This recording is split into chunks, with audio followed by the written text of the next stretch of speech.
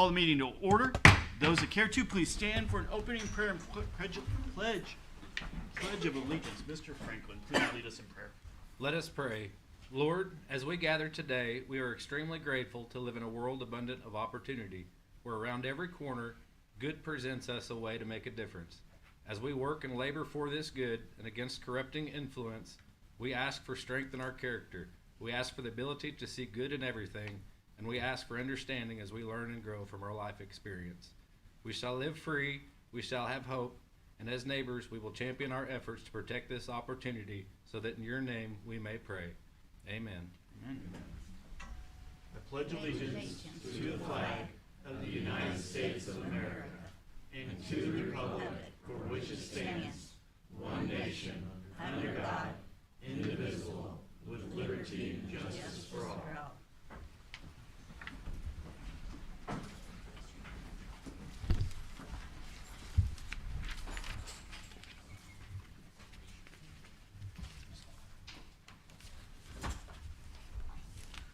Good evening. This is a full house. I like it. Thank you so much for being here. I don't want to know what the over-under on the meeting is, so we'll just go and we'll see how long it takes. So I'd like to start things off with the mayor's announcement. We have the opportunity to reappoint Kevin Corner, Lynn McDonald, and Sue Watkins to the Housing Authority for a 4-year term. Each of these 3 people have served for the last 4 years, and we'd like to reappoint them. I think as mayor, I have to get the advice and consent of the council, so does anyone have an objection to a reappointment of these 3 individuals? Seeing none, we will thank them for their service and reappoint them to the Housing Authority. Moving on to citizen participation, we are going to call anybody to the podium that wants to speak about something not on the agenda. If we've got an agenda item, you'll have an opportunity to speak on that then. But if there's something you want to say about something not on the agenda, you have 3 minutes to speak and come on up to the podium. All right, seeing none, I'm going to close citizen participation. We're going to move on to the consent agenda. These are items number 2, 3, and 4 on our agenda. And before asking for a motion in a second, I would welcome the council or the staff to make any questions or comments about these. Mr. Mayor, Please. I just want to make the council aware on the mini excavator purchase. That's actually an insurance claim that we filed in a replacement. So a portion of that cost was actually covered by our insurance. We had vandalism's probably the assumed incident that happened with that piece of equipment. So ended up totaling it out. So we are replacing it. Given that information, does any council member have any questions or discussion about the consent agenda? Seeing none, I would entertain a motion and a second for approval of the consent agenda. Motion. Second. We've got a motion and a second. All those in favor? Aye. Any opposed? Any abstentions? Motion carries 6-0. I'm going to make a special announcement. I always announce these, but I want to draw special attention to it. We've got a Board of Adjustments meeting on July 7th, 2022, a Planning and Zoning meeting on July 11th, 2022. This is the important part that you need to put on your calendars. City Council meeting is July 19th and July 26th. So we're moving the dates around a little bit because of the holiday and making sure that we get our 2 meetings in per month. So it's July 19th and July 26th. I know I had to update my calendar, so make sure your guys' calendars are updated. Moving on to old and tabled items. Item number 5 on our agenda. I need a motion and a second for the second reading of Bill 22-35 by title only, please.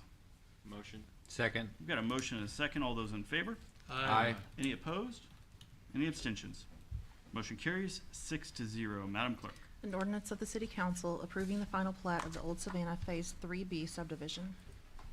Thank you, ma'am. Ms. Haynes was here and presented on this last time. Any updates from the city? No.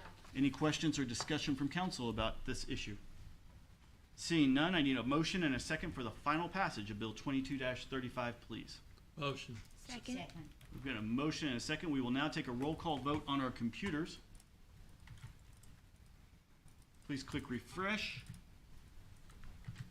Cast your vote. Hit submit.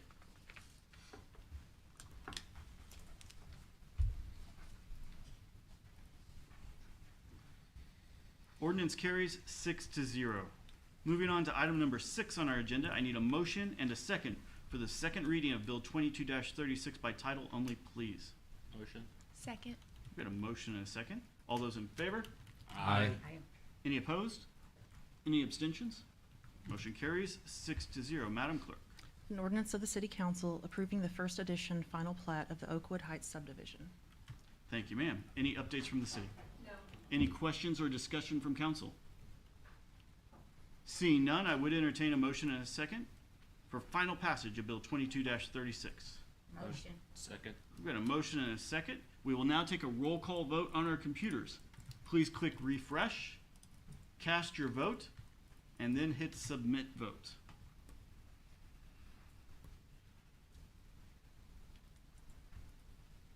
Ordinance passes 6-0. Moving on to item number 7 on our agenda, I need a motion and a second for the second reading of Bill 22-37 by title only, please.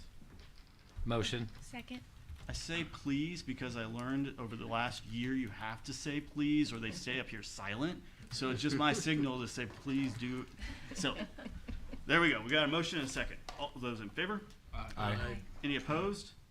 Any abstentions? Motion carries 6-0. Madam Clerk. An ordinance of the City Council amending Title I, Government Code, Chapter 105, Elections, Article 105-2, Wards, Section 105.070, Ward boundaries, establishing new boundaries for City Council wards based on the 2020 decennial census. Thank you, ma'am. Any updates from the city? No. Any questions or discussion from council? I had a quick question. Yes, ma'am. The properties that are annexed in, will they have an opportunity to be considered for the wards? Does that make sense? Like the land that we've annexed in since this time, like if it's out of city limits, are they eligible to run? Great question. So all of the properties that were annexed since the actual vote or the count for the census, they are in the respective wards adjacent to there. Okay. Any properties that are not currently in the city limits do not get to vote for the City of Republic wards. Okay, awesome, thank you. But I'm going to ask a follow-up question because that's interesting. Now I'm wondering about it. So what happens if somebody gets annexed in next year? Like, do they automatically get put into that ward? Is there any sort of special process that they have to go through to be a voter in Republic, or does that just happen automatically? There is no special process that the actual individual has to go through, besides just making sure that they are a registered voter in the City of Republic. So if they have their voter registration, that should automatically work its way through Greene County. We'll update the map to show that they are currently in the city limits, and then that should progress through Greene County when they go to do their actual vote. Thank you. Any other questions hearing that? All right. Thank you, ma'am. Any other discussion from council? Seeing none, I would entertain a motion and a second for the final passage of Bill 22-37. Motion. Second. I have a motion and a second. All those in, roll call vote on our computers. Please click refresh. Cast your vote. Hit submit.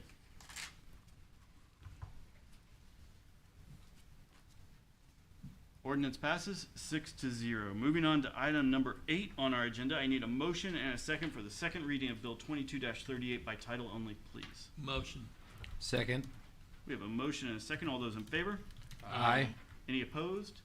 Any abstentions? Abstain. Motion carries 5-0 to 1. Madam Clerk. An ordinance of the City Council approving the execution of a developer agreement with Iron Grain District LLC and Majors Republic Number 3C LLC for development of the Iron Grain District. Thank you, ma'am. Any updates from the city? Nope. Any questions from council? Discussion from council? All right, seeing none, I would entertain a motion and a second for the final passage of Bill 22-38. Motion. Second. We have a motion and a second. We will now take a roll call vote on our computers.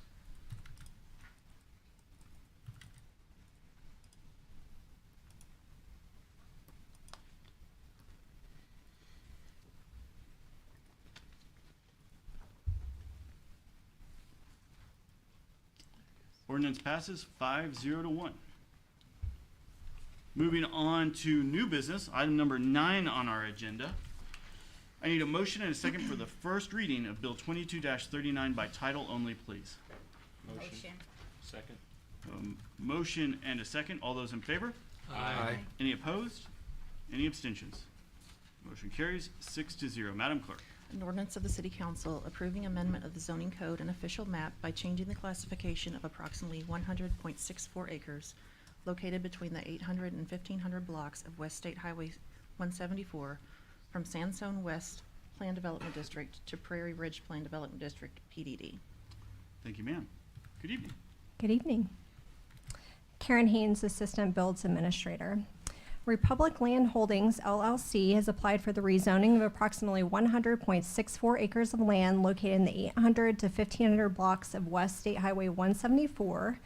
This is from the Sandstone West Plan Development District, or PDD, to Prairie Ridge Development District, PDD. The parcel is currently vacant. The property is surrounded by existing agricultural and residential zone properties and uses, including the following: Greene County Agricultural and Sandstone West, PDD, to the north, medium-density single-family residential to the south, medium-density single-family residential to the east, and Greene County Agricultural Residential and also agricultural to the west. The PDD is a residential mixed-use development consisting of 291 residential single-family lots, which is approximately 85 acres, and 300 multifamily residential units on approximately 16 acres. It also includes regional detention and common areas. The development plan itself contains new water, sanitary sewer, and stormwater systems to support the development. It also includes the required secondary arterial street and transportation improvements required by the TIS. The property can be adequately served by municipal water and sanitary sewer services. The property does contain identified sinkholes, approximately 7. Development will require compliance with the sinkholes, the city's sinkhole feature ordinance. The property also contains a large area of floodplain and does include a blue line stream. The development of the subdivision will include the construction of a new secondary arterial street and multiple transportation improvements on State Highway 174, including turn lanes. The rezoning is in compliance with the city's adopted master plans. Several citizens did speak in regards to the rezoning request of the Planning and Zoning Commission meeting last Monday. Concerns included the following: stormwater, buffering, floodplain, sinkholes, and trees. These topics were addressed in the P&Z and council staff reports. The Planning and Zoning Commission did unanimously recommend approval of the PDD request. The development plan's layout accounts for the numerous challenges of development on this particular piece of property, including the sinkholes and area of floodplain, and the Builds Department is recommending approval. Thank you, ma'am. Any questions for Ms. Haynes from council? Thank you, ma'am. Mr. Mayor. Oh. Sorry. Oh, quite all right.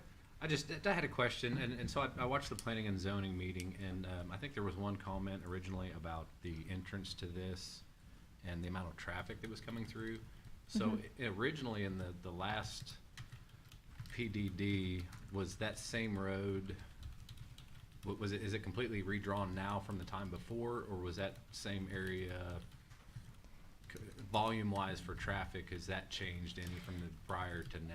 The actual volume of traffic will decrease with this particular development. The previous Sandstone West did have a considerable area of commercial. The traffic generated by local commercial and general commercial is typically much higher than your single-family residential traffic generation and also multifamily traffic generation. Okay. So basically now the traffic count is lower than what it would be with the commercial. Yes, it is slightly lower. And what this, the traffic impact study that was done for this particular rezoning request, it did take into account the existing traffic numbers. So the previous Sandstone West development was done in like 2006. So traffic volumes were much different back then than they were now. So the TIS in that analysis did include all of the current traffic and transportation information available from MoDOT and the City of Republic. And that is what constituted the many of the traffic improvements that are going to be required. Thank you. Any other questions for Ms. Haynes? Yes, I ma'am. had a quick question. You said there was concerns about buffering. Do we have any ordinances that when developers go out into maybe city limits, outside of city limits, that there is buffering that is required of them just to kind of help be respectful towards the people who are choosing to live outside city limits. Sure.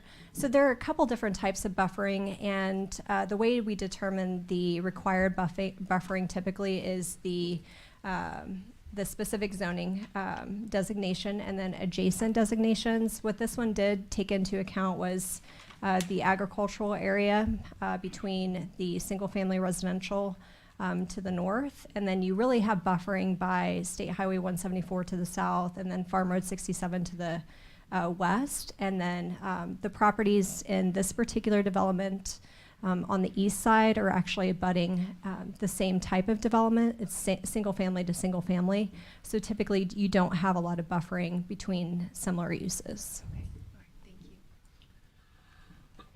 you. Any other questions or discussion? All right, thank you, ma'am. All right, I know there are a lot of people here. I'll get to you, I'm sorry. You see, this is proof. I was about ready to say public speaking is one of the scariest things that we can do. I'm just way too used to it. But I still mess up all the time, and I get red, and I move on with life. So I know there are several people here that want to speak tonight. There is no such thing as the wrong thing to say, as long as we all stay friendly and cordial. So everybody's going to get a chance to talk that wants to talk. Everybody's going to be given 3 minutes. You don't have to use the full 3 minutes. A lot of times people get up there and want to ask questions. I don't have the answers to all the questions. And if we don't have the answers, we're going to say we don't have the answers, and we'll get back to you. This is your time to give your thoughts about what you would like done so the council can consider it and vote on it. So how this is going to work is everybody that wants to talk can talk. I've got a list of people here, but you're going to be given 3 minutes. I'm going to take the people that are for this first. Council can ask questions, and then I will take the people that are against it. It is totally fine if you don't take the full 3 minutes. Some people get up there and feel like they have to talk the whole time. You don't. So say what's on your mind. It's fine. So people that are for this ordinance, please approach the podium, state your name. Sorry to cut you off, Ricky. Yes, good evening. I'm Ricky Haas with Olson Engineering, 550 St. Louis, Springfield, Missouri. We're doing the engineering on this project. So this project is pretty similar as far as lot size and orientation as Wilson's Valley that you guys saw a few months ago. The lot sizes are similar, and we're looking at roughly 6,000 square foot minimum size lots. And so what we tried to do, you can see the property has just a large amount of sinkholes. Those are kind of the blob shapes that you could see on the layout. And then we've also got this stream with floodplain that runs through, and then on top of those areas that we can't use, we have to provide detention, stormwater detention. So pretty complex layout to be able to make this layout work. We feel like we did a solid job maximizing the area that we have. So we can't use the sinkholes for detention, and then so we're going to have a lot of open green space. And so kind of listing off some of the amenities that this project is going to have, we'll have a swimming pool with bathhouse and restrooms. There'll be a gym with workout equipment, sports court, play areas, and obviously a ton of open space. From there, I mentioned the lot size, but then we also looked at the layout of where the apartments were going to sit. We placed those south central, so they're not next to any existing developments really, and wrapped it with single family. So we're not putting any apartment complexes or anything or any other uses close to existing homes. So our lots line up with the other single family development to the east. As Karen mentioned, we did a traffic study. We are going to be required to do turn lanes where Kansas and 174 are, turn lanes into the development, and then also a turn lane into the apartment area. The comprehensive plan has a secondary arterial that cuts right through the site as well, so we're giving up 80-foot right-of-way there for secondary arterial through the development. And that road that we are constructing through there will also have internal turn lanes, left turn lanes as required. And then also drive connections were required to connect to Westwood Drive, which is the existing development to our northeast. That we're required to make that connection, and then also the existing development to the east, we will have a road connection that we have to make. Beyond that, we have to do a lift station for this development. That's going to be placed on kind of the north side of the floodplain, and that sewer will be pumped to the existing sandstone development to the east, And then a portion of the sewer will also go south to a different existing lift station. Touching on stormwater a little more, so what In we 6 do, seconds. the release rate of the stormwater of what's out there now versus when we're done with the development will be the same. We're required to meet that release rate. And then I'll just add quick that we covered probably at least a dozen questions in planning and zoning. And we feel like we've answered quite a few questions from the neighborhood. But with that, I'll be happy to answer any questions. Do we have any questions for Ricky? This may not be a question for Ricky, Mr. Mayor, but I do have a question. So with the sinkholes, does this have an HOA that's tied with that neighbor? Who's responsible for the sinkholes? Yes, that'll be a part of What's the its- HOA. It'll be part of the HOA, Yep. okay. And we did a sinkhole study as part of this rezoning application. We had a licensed geologist go out and verify all of them, so that's been taken care of. Thank you. Any other questions? All right, thank you very Thank you. much, sir. Anyone else wishing to speak for this development? All right, seeing none, I will take anybody that wants to start speaking against this development. And if no one steps up to the podium, I'm just gonna start calling names. All right, I'm gonna start calling names. Mr. Mooningham, Alan Mooningham.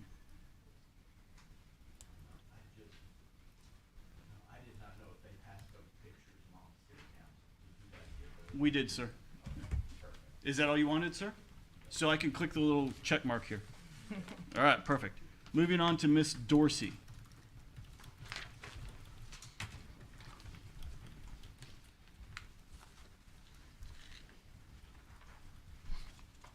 Good evening. If you'd be kind enough to state your name and your address. Absolutely. My name is Colleen Dorsey. We live at 5185 South Westwood Drive. Thank you, ma'am. Welcome. What would you like us to know? So I'm going to kind of just give you the broad points. My husband and I have lived in the city limits of Republic for 27 years. We chose this as our home for our children.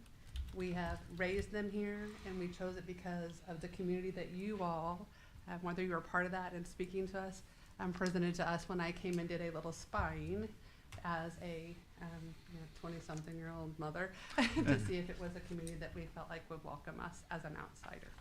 So we have chosen this home. We have recently moved from being within the city limits to this address within the last year. So doing so, we have lots of concerns now because when we came there, it was a quiet, quaint community that we were under the understanding that the land that was specifically adjacent to us was not yet part of this development process, and that we really didn't feel like we had any considerations to be worried about. Well, now that we're hearing it, we're hearing that it is coming down Westwood Drive. So that quiet, quaint 8-parcel land of 25 acres is now going to be ingested with all of the 600 possibly at some point throughout our day. I talked to the county and they stated that there has been no traffic study done outside of what was on 174 because they feel like it wasn't necessary because it wasn't going to have at least 100 homes per hour during the peak hours of the day that would impede that traffic for our division plus along 178. Not to mention Farm Road 67, what's going to happen down off of Hines, all of those things that we truly feel haven't been considered. So some things I want you to consider are the quality of life. The saying, not in my backyard, may not be your backyard, but it is our backyard, actually is our side yard. So put yourself in our shoes as you're making these decisions. Are those homes equitable to us? Would you want to be there? Would you want to purchase the homes that they're buying around the sinkholes? Would you want to be a part of that process? And then some other things I would like you to consider is like, what's it going to do for the value of our homes? Because my home, if you look on it, is a large value home. It's the last home I ever planned to purchase. And I feel like it's going to greatly decrease that. So some other things are the environmental things. They've talked about the sinkholes, but while they state that the rate of release will be the same, if you study watershed, and as a teacher I get to study watershed with my kids, the watershed is going to be increased because the amount of land that is being taken up by the concrete and the homes is no longer going to be in that same property. So that is going to increase, so that's going to change some things in our area, and we are concerned about that for not only ourselves but our neighbors that abut with us. We're also concerned about the sandstone because they have the same quaint. I had ever been there. I went the other day. It's the same quaint community. So we do want you to think of us and put yourselves where we are at and think, is this something you would want in your backyard to impede your life? Thank you, ma'am. I appreciate it. Glenn, I'm going to get your last name wrong. Glenn Ennis. Thank you. Please approach the podium and state your name and your address. Glenn Ennis, 356 North Tierra Drive, Republic, Missouri. Welcome, sir. I'm sorry I could not attend the meeting last week because I was on jury duty. Well, thank you for your service. Oh, yes. But I realize that this development has always been talked about and was going to take place. But one of the questions that I have is for the city, the amount of traffic that's going to intersect the time that school begins and the time school is let out. For a few years ago, the principal at the elementary school on North Main told us that there was going to be a turn lane installed there, of which never came about.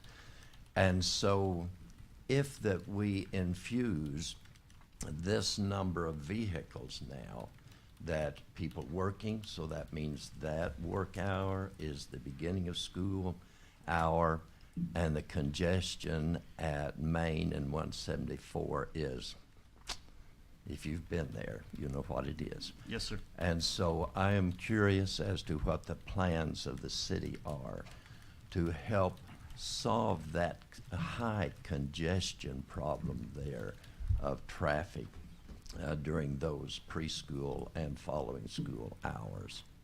Thank you, sir. Can you answer that in 30 seconds or less? One of the biggest problems we have in Republic is that intersection. 45 seconds. Sure. Yeah, it's no doubt that that's one of the most congested intersections in Republic, and where we're at, we've been working with the school for at least the time that I've been in Republic, which is about 5 years. But where we're at, we've actually they've proposed a plan. There's a parcel to the north of the school that's become available with a developer who's looking to add storage lane for the I think the biggest issue there is that parents are picking up kids all at once, so we get a mass amount of traffic into the intersection when school lets out. So I actually got the plan from the operations director today that adds quite a bit of storage lane to the parcel to the north. So I think that addresses a lot of the queuing problems, and I think, Ricky, you're a part of that discussion, and correct me if I'm wrong, but it adds almost double the storage, I believe, is what we were looking at. Well, this is the first I've heard of it, so that's Yeah. good. But what kind of time frame? Not as fast as the school would like. I'd love to tell you that we could get that done before the next school year, but it's probably within the next year. So I hate government's answer of we're working on it, but I think we're legitimately working on it. It is a problem and we know it. Well, I'm satisfied with that answer because the thing I've been concerned with is that I've seen no action taking place in that. Well, that's the hardest part of our jobs up here is that we know stuff's happening. It's just, it doesn't always mean the dirt's moving tomorrow. And we're working on it. Thank you, sir. You'll make that public, right? Yeah, and I mean, I guess you I'm just not did make making it that up. public. I can get Well, the text message from the operations director literally at 2 o'clock today that said, "Here's our plan." Perfect. All right. I think he just did. Yeah, he made it public. Yeah. All right, so. he may not have wanted me to do that. Well, here we are. All right, who's left? Miss Brimmer, come on up. Hi. Hi. Please state your name and your address. and My then name get is Trisha Bramer, and I live at 5030 South Westwood Drive. I'm actually at the corner of Westwood and Hines. They are proposing taking our dead-end street and opening it up as an outlet to this traffic onto Hines. And if any of you are familiar with Hines Street, where Casey's is, and the traffic problem headache that he has just mentioned, Hines Street pours directly into that, and leaving and coming to and from, just with houses that are already there on Butternut, the subdivision there, and then just even the county road. It's already a traffic headache, a traffic nightmare. And so even if they say it's not going to add that many homes or that many more cars, number one, it will add cars to our street, our quiet street, where our kids, they can't ride their bikes up and down on Hines Street because that's a farm road, 45 mile an hour speed limit. They can't do that. They can do that on our street that we live on because it's a dead end. Now we're going to add a neighborhood using our street in and out of their neighborhood. And I am all for development. I'm all for our city growing. I know that we need homes. I am just concerned about our neighborhood. We've lived here for over 16 years. 4 years ago, we purchased our forever home, thinking that we got a home on a dead-end street, quiet, and now, basically the city is like, just kidding. We're gonna add a whole bunch of other, headaches or problems to your family and your neighborhood that you did not buy into. Also, with the developments that have recently gone in nearby, our floodplain just on our street, in our neighborhood, is ridiculous. If you add those homes, the concrete, the pavement, everything else, even if you have a little place for that stormwater to go, that does then dump into our homes, our yards, our basements. Then the street across from us, actually, we have friends who live on the other side of Westwood, across of Hines Street, who had standing water in their yards for months, thanks to other developments. And they didn't really feel like they had a say because we're in the county, we're not in the city. So even though we're property owners, even though we're homeowners, even though our kids go to Republic, even though we work and live in Republic and patronage all of the restaurants and businesses, we don't get a say, or it feels like our say isn't as valuable. So, Thank you. Out of time. I appreciate you being here. Is there anyone else wishing to speak tonight that didn't get signed in? Yep. Please state your name and your address. My name is Nathan Beaver. I live on 5115 Westwood Drive, so I'm also part of the Westwood.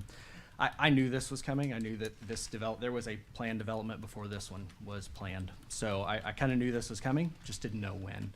Now that it all started hitting, the first inkling that something was changing was the 20 acres of land which is part of the city, that's directly behind my current property, came up for sale.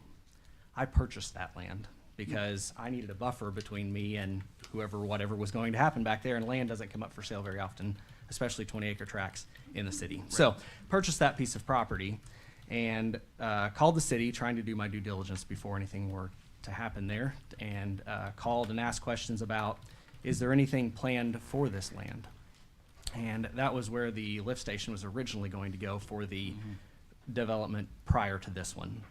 So then my wheels start spinning. I try to figure things out, right? And they're going to replat it, going to do something different. So I asked the question, is there anything else planned for that piece of property that I need to know about as an individual purchasing that piece of property? And the answer was no. There was nothing that I need to know about that. So in reading through this and trying to figure out what's going on next to me there to the south, I find that there is a planned road, a secondary artery that's going to run through the piece of property that I purchased. It's marked, it's on the maps, it's there. My question is, when is that going to happen? Is the city and how does the city intend to acquire that land from me that I currently own? So that's one thing. And in order for there to be a major artery, it has to have two ends, right? So right now, the way it's planned with this subdivision, it ends right there at my property. That's where it stops. But on the city maps and the things looking forward, it runs all the way through. So I've got lots of questions surrounding that road, when that will happen and how that will happen as a landowner. The second thing is the water detention and the water runoff also will affect my land if it is not managed properly. The folks on Butternut will tell you that though they were promised no water impact on their property, and the people on North Westwood would tell you that they were promised no water impact on their property. They have, in fact, incurred water impact on their property. The city, I understand, has been working with them to try to mitigate that and stop that from happening, but I don't know that that has actually been mitigated or taken care of. So that's another concern of mine. And the next thing is, do we know where water and sewer is going to be brought in and removed from that land? If they're not using that as a lift station, I saw the lift station on the map, but where is that going to run through to the actual plant? So that's all I've got, just some questions.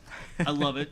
In fact, I love it so much that I broke my pen taking notes. Did you? Sorry. Okay, no. Can I borrow your pen?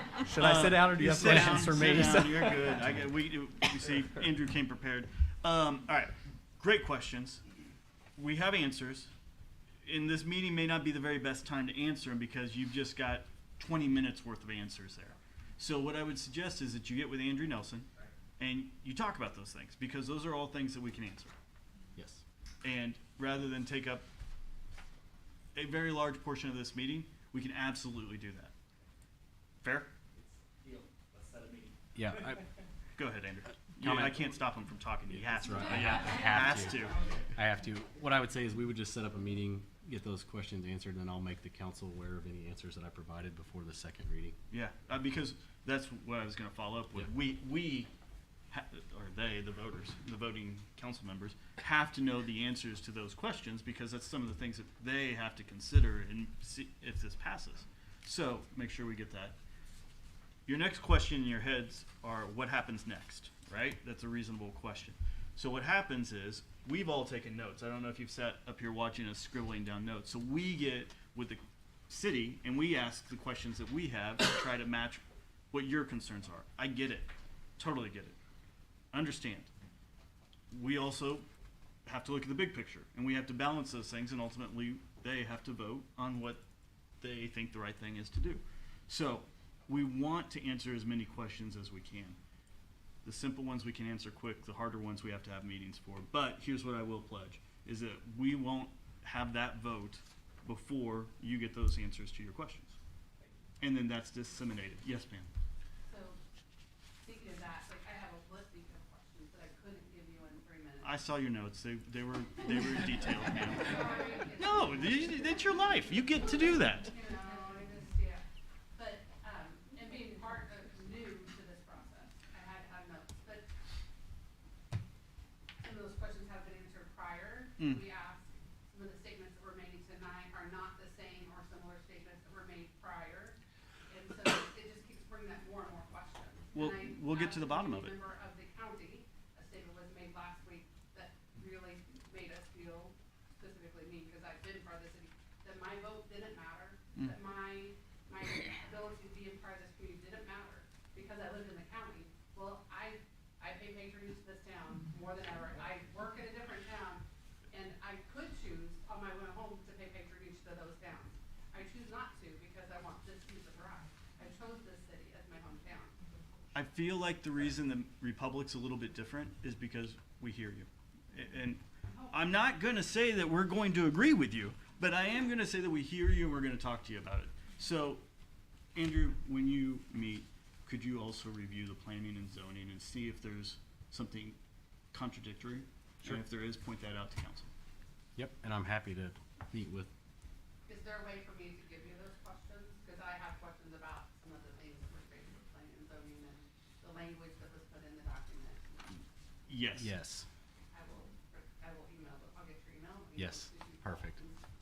Yep. Thank you. Good? I mean, no, not really, but I get it. I get it. Will the answer to these questions be brought up at the next council meeting? Great question. So what happens next is a second reading. So we just had the first reading. The second reading, typically the council votes on it.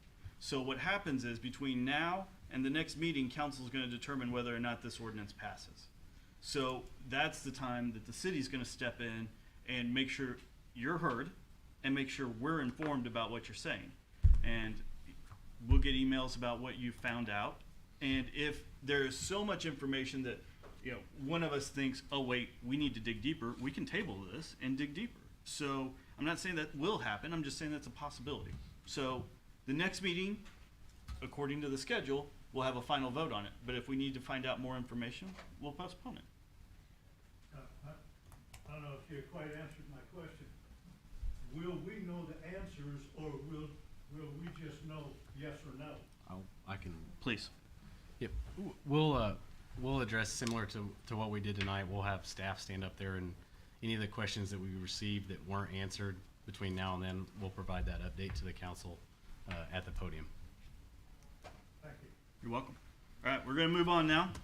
Moving on to item number, I will say this because I say it every time. Please remember this is a first read. Please get with staff before the next meeting. And you may be asking, do you have to stay for the rest of the meeting? The answer is no. You know, it doesn't hurt our feelings at all if you want to go eat dinner. Moving on to item number 10 on our agenda. I need a motion and a second for the first reading of Bill 22-40 by title only, please. Motion. Second. We've got a motion and a second. All those in favor? Aye. Any opposed? Any abstentions? Motion carries 6-0. Madam Clerk. An ordinance of the City Council authorizing execution of an agreement with the Missouri Highways and Transportation Commission for sidewalk improvements to ensure compliance with ADA standards under MoDOT project number J8S 3200. Thank you, ma'am. Mr. Brickner, is this you? Yes. Excellent. Good evening. Good evening. Garrett Brickner, engineering manager for the city. So what this ordinance allows is for MoDOT to work on our right-of-way. Excuse me. They are planning a job to come down P Highway and do some ADA sidewalk improvements, and that is going to require them to be on a couple of our streets to make improvements as well, specifically Miller, Jewel, and Kimberly. They'll be working on the sidewalks in and around there, and they will repave the aprons when they're done. So that's essentially what this ordinance is, and everything with MoDOT needs to be done through an ordinance. So that's why it's here tonight. Okay. Really? Everything has to be done through an ordinance? Yes. All right. Our permission is not as good as yours. All right. Any questions from council about this ordinance? Mr. Mayor. Mr. Franklin. And so my understanding on this, Mr. Brickner, is that the city itself, we're not paying for this directly. I mean, this is all funded through MoDOT, and we're just allowing them to work in our right of way. Yes, that is Okay. correct. It is 100% a MoDOT project. Perfect. Thank you. Other questions? All right, seeing none, please remember this is a first read. If you have any questions, get with staff before the next council meeting. Moving on to item number 11 on the agenda, I need a motion and a second for the first reading of Bill 22-41 by title only, please. Motion. Second. We've got a motion and a second. All those in favor? Aye. Any opposed? Any abstentions? Motion carries 6-0. Madam Clerk. An ordinance of the City Council approving a special use permit for KO Storage of Ozark LLC to operate a boat, vehicle, and self-storage facility at 909 North College Avenue. Thank you, ma'am. Hi. Hi, thank you. The applicant has requested a special use permit. This is at 909 North College Avenue for the purpose of boat, vehicle, and self-storage facilities. You'll see the location on the screen above. The property is 3.23 acres, and it is an existing storage facility that includes roughly about 11,000 square feet of storage units, as well as an area designated for vehicle storage. Approval of this application would allow the construction of an additional about 23,000 square feet for a total right at 33,690 square feet of storage on this property. Both wastewater and water systems do have the capacity to address the needs of the applicant with this application. A traffic study was not required due to the low volume of traffic generated by a storage facility. The city has placed North College Avenue on a 3-year paving plan. A portion of that street is currently unpaved. Requirements for fire service will require the applicant to place a hydrant on the property to meet the distance requirements for fire protection of commercial facilities. If granted, the special use permit will allow the applicant to go forward with an application for a new commercial building permit for one or all of the storage buildings themselves. Those buildings would have to meet the commercial code requirements adopted by the city. The Planning and Zoning Commission did vote unanimously to recommend approval, and staff is also recommending approval. Thank you, ma'am. Questions from council? Seeing none, please remember this is a first read, so if you have questions, get with staff before the next meeting. Moving on to item 12, which is a resolution. Now, did we update the title? What's,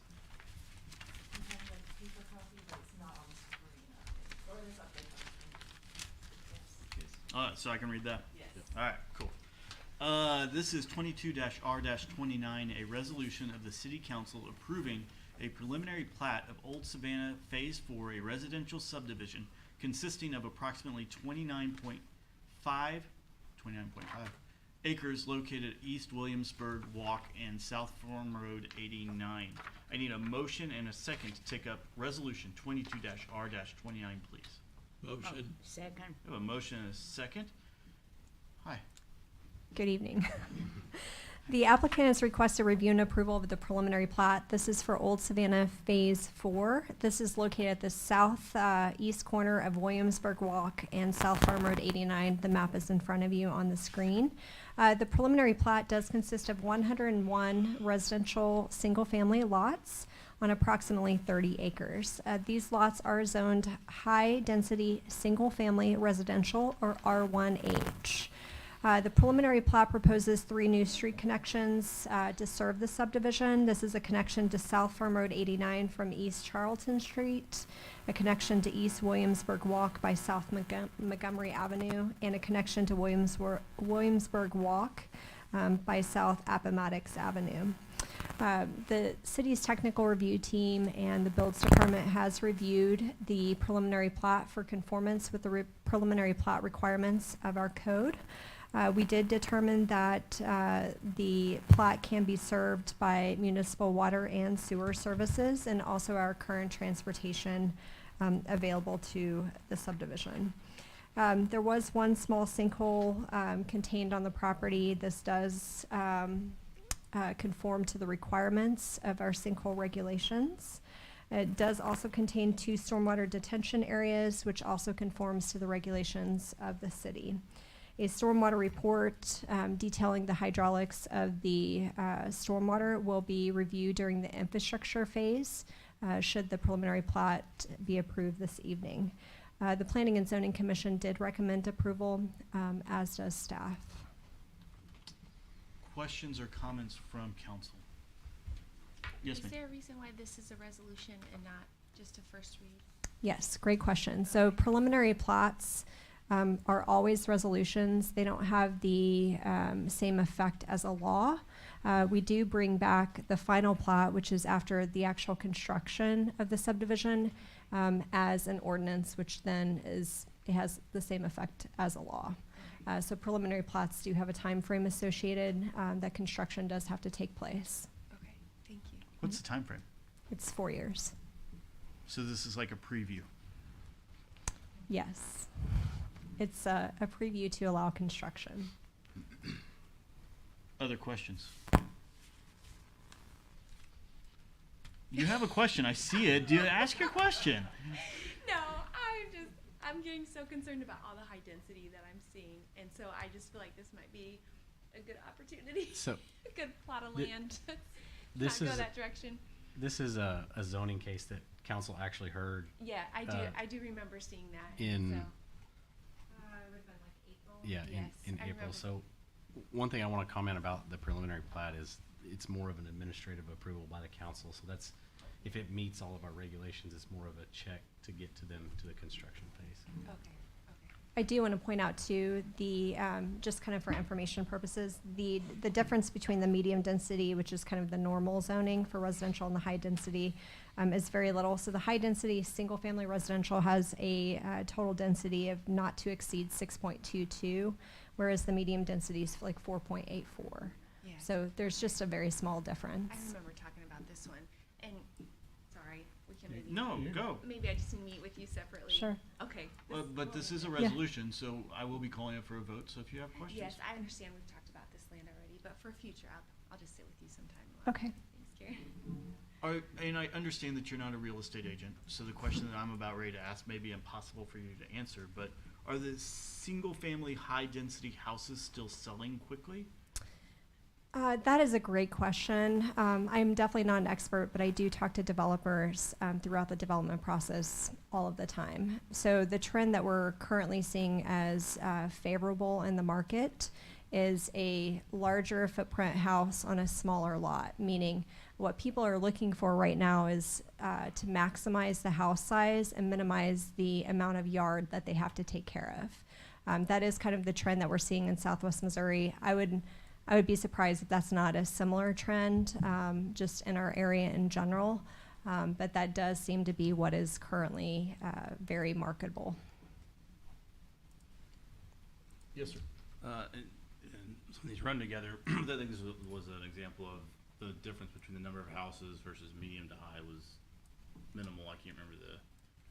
Yeah, it's 6.22 for high density single family, and for the medium density, it's 4.84. So very minimal difference. Thanks. Other questions? Other discussion? Seeing none, and as this is a resolution, we can call it immediately for a vote, which is what I will do. All those in favor of resolution 22-R-29, vote. Did you say aye? Aye. Opposed? Any abstentions? Just making sure everybody's paying attention. I was reading the next thing, I'm sorry. I was clicking refresh. Yeah, refresh. Matt froze. Resolution passes 6-0. Moving on to item number 13 on our agenda. This is 22-R-30. This is a resolution of the City Council authorizing the city administrator to enter into an agreement with Midwest Public Risk for property and liability insurance for fiscal year 2022-2023.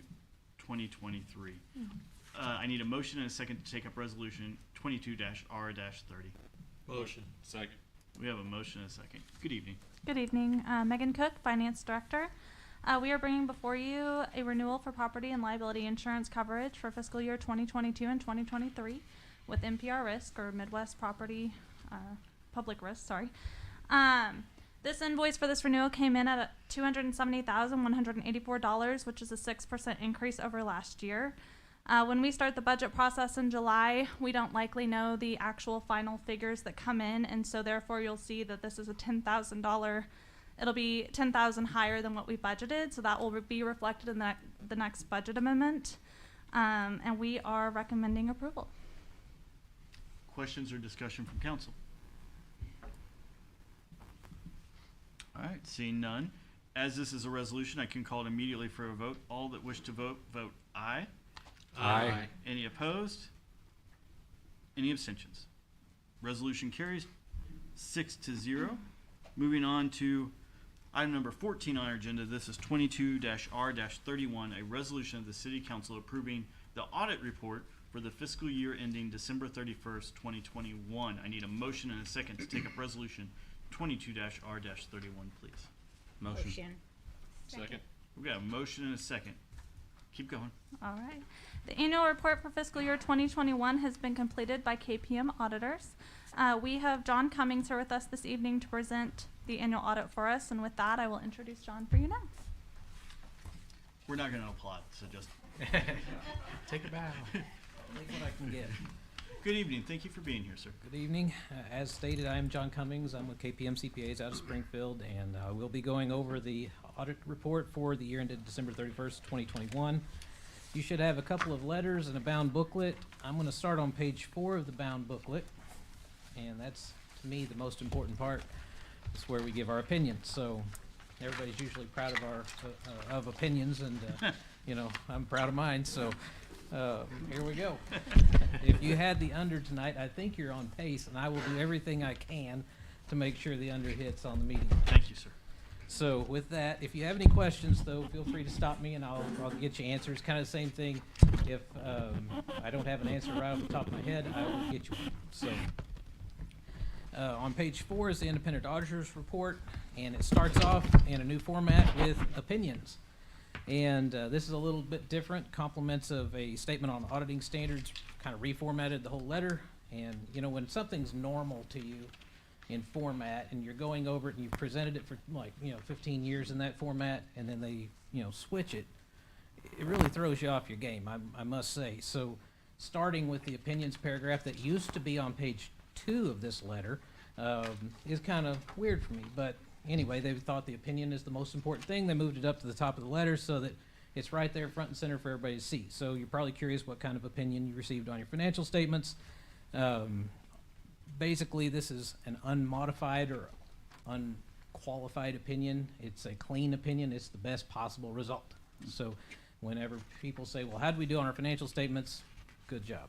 So that's kind of the layperson's way of saying it. So it does read, in our opinion, the financial statements referred to above present fairly in all material respects the respective financial position of governmental activities, business type activities, and each major fund of the City of Republic as of December 31st, 2021. So that is a clean opinion, and so good job on your financial statements. And the basis for those opinions is based on our audit, which was performed in accordance with auditing standards generally accepted in the United States of America, as well as government auditing standards issued by the Comptroller General of the United States. And so that's pretty much that. Management does have responsibilities for these financial statements. We do assist in preparing the financial statements. They then go to the Finance Department for review and approval, and then we can go ahead and finalize and issue the report. So with that, that's the housekeeping part of things. We'll look at some numbers and highlights on page 22. And I will keep this very high level, but if you have any questions later, feel free to get with me, and I will be happy to sit down and go over this in great detail with you, because it is very hard to synthesize a 74-page report down to like 10 minutes. So this basically is the statement of revenues, expenditures, and changes in fund balances for your governmental funds, and those are your general fund, the street fund, stormwater improvement fund, the fire sales tax fund, the parks rec fund, the capital improvement sales tax fund, the major grant fund, which is basically your ARPA money that came in, and then the capital project fund and a debt service fund. I want to talk about the general fund because that's the one that's near and dear to everyone's heart and the most important one. So in the general fund, total revenues were $7,371,096. That's up about $853,000 compared to last year. The big increasing item there is probably no surprise, and that is the tax column. Your economic activity taxes are doing quite well because the city's doing quite well. They totaled $6,538,977, which is up about $688,000 compared to last year. So very strong performance in your general fund. On the expenditure side of the ledger, you had total expenditures of $9,608,529. That's up about $3.4 million compared to last year. And before you panic, $2 million of that is lease related. So there's money in that isn't shown above yet. It's on the next page, and I'll get to it in a minute. Within that increase, you had the $2 million of leased land purchase. You had $600,000 in additional capital expenditures within administration. Police expenses were up about $226,000 from last year at $2,098,863. Fire expenses were up $97,000 from last year at $1,643,815. On the total for all governmental funds, the city had $16,296,533 in revenue. That's up about $3.5 million from last year. Expenses were up about $7.9 million at $20,753,570. Of course, you have the general fund reasons that I just went over why expenses went up. Beyond that, the street fund had an increase of $3.2 million to a total of about $5.4 million in total expenses. A good chunk of that's developer donated, so it's not really the city's dollars necessarily going out, and that's also reflected on the next page. On the fire sales tax fund, expenses were up about $370,000 to $410,000 for the year. On the parks fund, you had an increase of about $600,000 to a total of $2.8 million. And of course, you had your major grant or ARPA fund that had $438,851 of new spending, which was a combination of the ARP money that came in and some coronavirus relief fund monies that came in through the county. So overall, very good year on revenues and expenses. On the next page, this kind of brings it all together. And again, on the general fund, the revenues minus the expenses were a decrease of $2,237,433, but you have other financing sources, including those lease proceeds of $2 million. and then a net transfer in, when you add all of it together, there's net other financing sources of $2,858,354. And that gave the general fund a gain for the year of $620,921. And you have ending fund balance of $6,089,999. I tried like everything to get it to round to an even $6,090,090, and it just wouldn't work. It messed other things up in the report. So, so you might ask, what is fund balance? A lot of people might think that's cash. It's not really. Fund balance is a component of your assets minus your liabilities minus your deferred items. So within the general fund, the total assets were $6,354,155. 4.3 million of that number was unrestricted cash. So that's the number really everybody wants to know. The deferred revenue items were $25,477, and the liabilities, or the accounts payable, accrued salaries, that sort of thing, totaled $238,709. When you add all of that together, that's the $6,089,999 of fund balance. So that's the financial picture of your general fund. Kind of talking in total about all your governmental funds. You had net other financing sources of $5,678,933. That left a gain for the year across all funds of $1,221,896, and a total governmental fund balance of $12,491,267. So overall, a very solid financial picture for the city at the moment. So I would say good work and keep it up. I drive through regularly on my way to work, so I keep a close eye on everything that's happening. So the next thing I want to go over is page 27. It's a similar statement, but it relates to your water and sewer fund, and there's a lot less numbers to talk about here. We'll hit this very quickly, and then if you have questions, feel free to ask. On your water fund, total operating revenues were $2,549,589. That's up $657,000 from last year. Operating expenses in your water fund were $2,135,250, which is up about $203,000 from last year. That left a operating income of $414,339, which is very solid. You want to have operating income. I see a lot of places and municipalities that are operating their utilities at an operating loss. That's bad business. That's not going to cover the cost of the system or be able to replace the system later. So the city's being very conscientious about the future here as well. So good work, and keep that up too.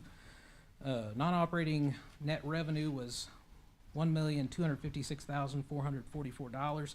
That included developer donated infrastructure of $1,165,240. That particular number is up $763,000 from last year. So that's a key to look at. We transferred out $299,327, and that left a net income for the year of $1,371,456 and an ending net position of $5,317,182. So very strong year in the water fund. On the sewer fund, total operating revenues were $3,562,874. That's actually down about $87,000. Part of that relates to a software billing timing thing that affected a couple of months in this fiscal year, as well as last year you had miscellaneous income there of about $295,000. So kind of all of it netting out comes to a decrease in operating revenues of about $87,000 for the year. Operating expenses were up $494,000 from last year to $2,599,830.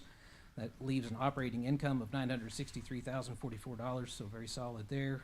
The net non-operating revenues were $1,290,456, and that includes $1,160,427 of developer donated infrastructure. That number is up about $896,000 from last year. So obviously those two numbers that I pointed out there really show the development that's going on within the city, kind of just really encapsulate it.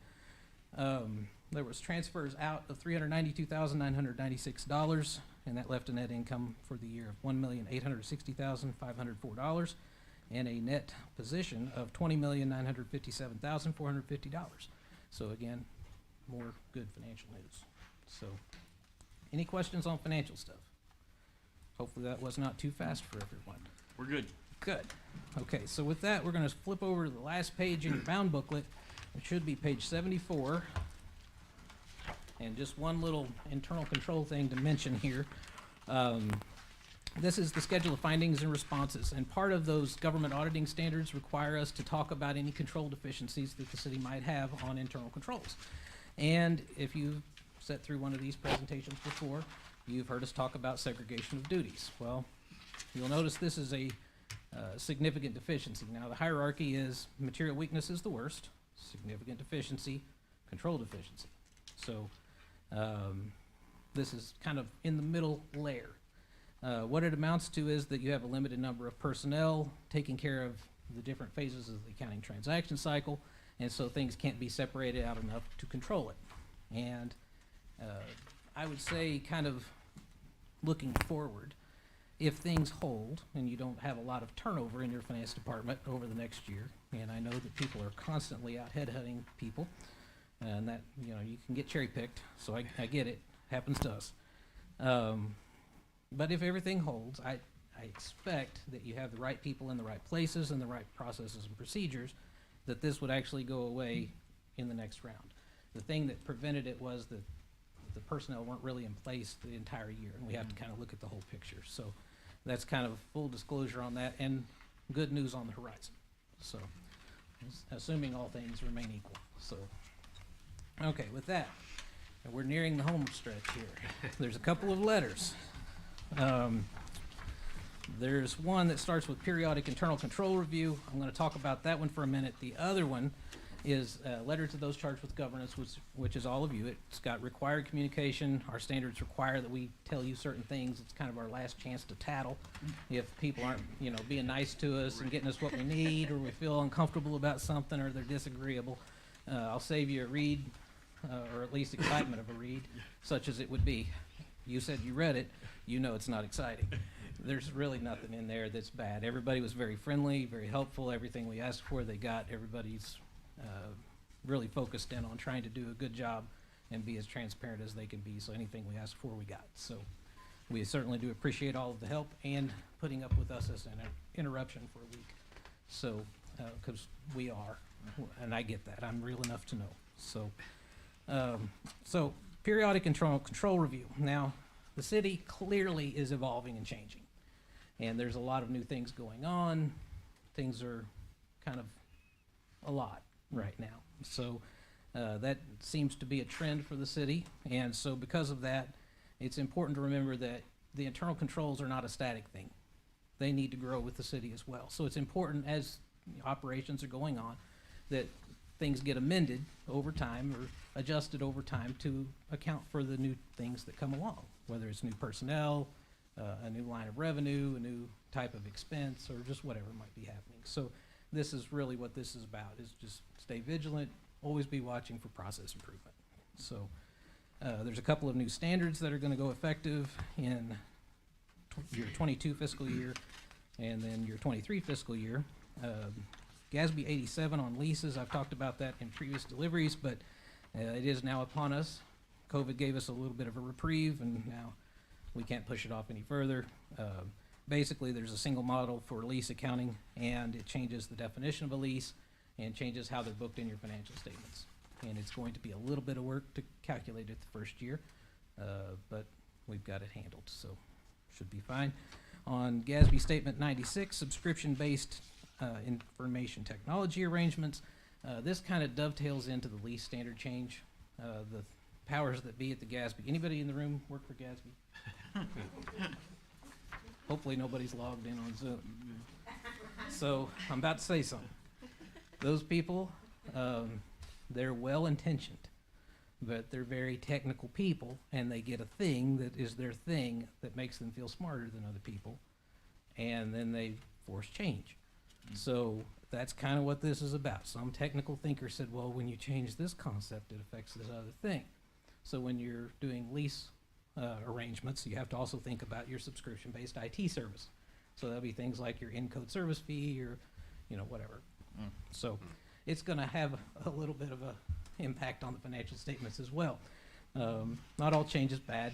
It's just aggravating at times. So this was a fairly minor one, won't be as impactful as the leases, but it will generate some new lease assets or liabilities on your financial statements.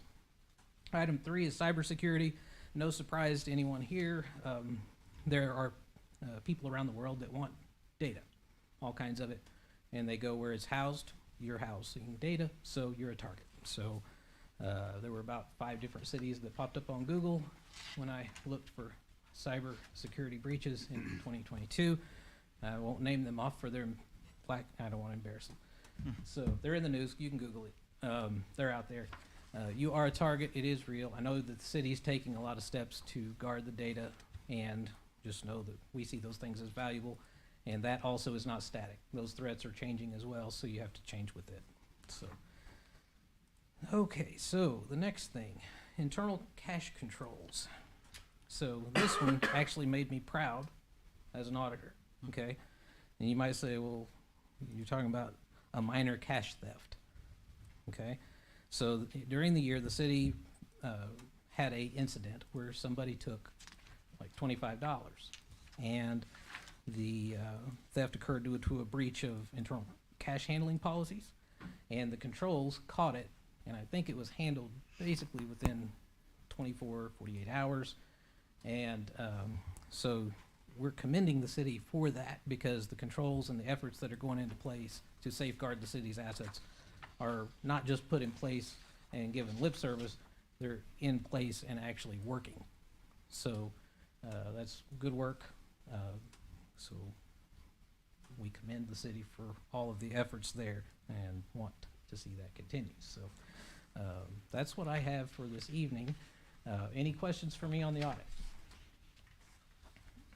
Any questions? You did too good of a job. Yeah. I think you answered everything. Very good. Well, if anything does come up later, you know, after you had some time to process, my contact information is readily available, and I'm happy to answer anything that you might have. So, Thank you, sir. all right, thank you all. We do need to finish up the resolution, though. So, hearing all of that and seeing no discussion or further questions, all those in favor vote aye. Aye. Any opposed? Any abstentions? Resolution carries. Although I would like to set up an internal control to keep my kid from buying $50 worth of Airheads. He took his entire birthday money and bought $50 of Airheads at our city pool. And Airheads all around. Yeah, it was a little ridiculous. Somebody probably should have caught that, like his parents. All right, sorry, that had nothing to do with that. That just. Moving on to item number 15 on our agenda. This is 22-R-32, a resolution of the City Council appointing the city administrator as the city's primary regional broadband initiative board member and Builds Department Administrator Andrew Nelson as the city's alternate RBI board member. I need a motion and a second to take up resolution 22-R-32, please. Motion. Second. We've got a motion and a second. Are you going to try to talk us out of this and put somebody else in there? No, I'm not. All right, what do you got? I think everybody is aware, the council's aware that David's been working on a regional broadband initiative with Greene County City Utilities, Nixa, Ozark, several of the surrounding cities. This resolution simply appoints him as the representation for the City of Republic, and myself as his alternate. Excellent. Questions or discussion from council? Seeing. Oh, yes. Sorry. No, it's quite all Mr. right. Nelson, who ended up being the chair of that committee, do you know? Or The was chair, that just all- once the members are appointed by the communities, then they're gonna Then elect they elect their officers. chair. Yeah. And Okay. The next items of action are officers and then the bylaws. Gotcha. Thank you. Any other questions? As this is a resolution and we can take it immediately to a vote, that is what I will do. All those in favor, vote aye. Aye. Any opposed? Any abstentions? Resolution passes. Moving on to item number 16 on our agenda. This is 22-R-33, a resolution of the City Council declaring conditional consent to the dissolution of the Savannah Heights Phase 1 Property Owners Association, Inc. I need a motion and a second to take up resolution 22-R-30, please. Motion. Second. We've got a motion and a second. Sir. Thank you, Mr. Merritt. If council will recall, we had a group from a local HOA approach us. I think it's been a couple of months now, in their adopted bylaws, which is not something that the city approves or actually sees before they adopt them as an HOA. It mentions in there that the city would have to give them permission to dissolve. And just a little bit of background, the reason for an HOA in the City of Republic is when a subdivision has common space that needs to be maintained by that HOA, or they might have private streets or areas that maintenance would be on the subdivision. In this case, this subdivision does not have any of that common space, so our city attorney, Megan, who's not here, but I think on that phone over there, if we have questions, she was able to work with their representation and come to an agreement via this resolution that would give our support of that dissolution. Is this a normal thing that we would normally do? No, and in most cases we probably wouldn't even know. I don't know that any other HOA, I wouldn't know if any other HOA has that statement that the city has to approve dissolution. It's a set of bylaws adopted by the membership that can be changed by the membership. So that's not something we monitor, but what we do require when a subdivision is platted or final platted, that when there is common space, that an HOA is formed. Okay. Questions from council, discussion from council? Seeing none, as this is a resolution, I'll call it immediately for a vote. A vote for a resolution of the City Council declaring conditional consent to the dissolution of the Savannah Heights Phase 1 Property Owners Association, Inc. All those in favor, vote aye. Aye. Any opposed? Any abstentions? Resolution carries 6-0. Moving on, reports from staff. Thank you, Mr. Mayor. John, thank you for the audit report. Thank you for also making it fairly quick. A lot of information there. We appreciate the professionalism of KPM. Every year it's just easy, and I say that having nothing to do with it. It's really on Megan in the finance department. So Megan, thank you all for getting that done. There's one point in there that I'd be remiss, because I know Mr. Cameron would say it if he was sitting here. That ending balance for the general fund, if you'll remember back in 2016, I think is the year, that was $2,000. So to see us end with a net position of just over $600,000, that speaks volume to the work of the council and the staff. So thank you, John. The only other thing I'll mention is Have a Blast. We are 2 weeks away. It is that time of year. Jared, if I'm correct, 6 p.m.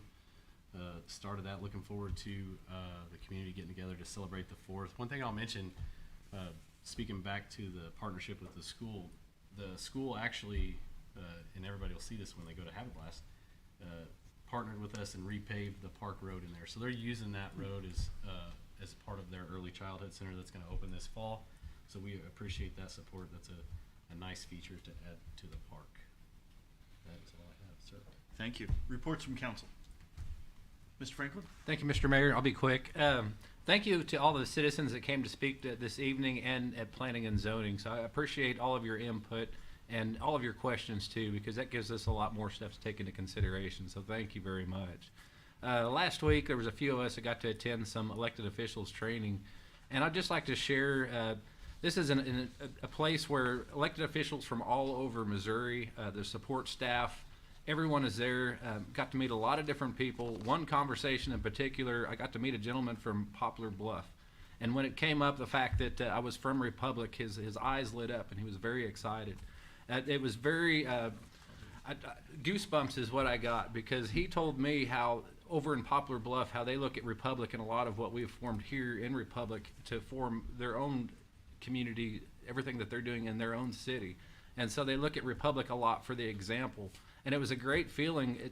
It was continual. More people I talked to, every time I would tell people from Republic and what was going on, common answer, yeah, I know, we hear about it all the time. So it was a really great feeling. I had a really good time. We had a lot of great conversations about Republic. And so thank you to our staff, all of our supportive organizations, as well as everyone that continues to invest within our community. So that was a great feeling, and I would just like to thank everyone for all of their hard work. Thank you, sir. Thank you. Any other statements from council members? All right, seeing none, I will make a short statement, which is, sadly, we have 2 spots we have to fill on city council. As a result, now that we have finalized the lines, we are going to be sending out applications tomorrow. So applications for the 2 empty city council spots will be going out tomorrow. Please, if you know somebody that's interested in serving, have them fill it out. It'll go through the process that we've used before, which is an interview process and then advice and consent of council. And we don't like to be short-staffed around here, so. With that, we are not done because we're going to adjourn to executive session. I will entertain a motion and a second for adjournment to the executive session. I have to read this before I'll do that, though. No further action other than announcing adjournment by the mayor shall take place after executive session that is scheduled as the last matter on the agenda unless otherwise stated on the agenda or as allowed by RSMO 610.02. Tonight we will be discussing number 1, RSMO 610.021.1, pending and or potential litigation, closed session, closed vote, closed record, and number 3, RSMO 610.021.3, hiring, firing, promotion, or disciplining personnel, closed session, closed vote, closed record. I would entertain a motion and a second for adjournment. Motion. Roll call vote. Councilmember Updike? Aye. Councilmember Wilson? Aye. Councilmember Mitchell? Aye. Councilmember Franklin? Aye. Councilmember Poole?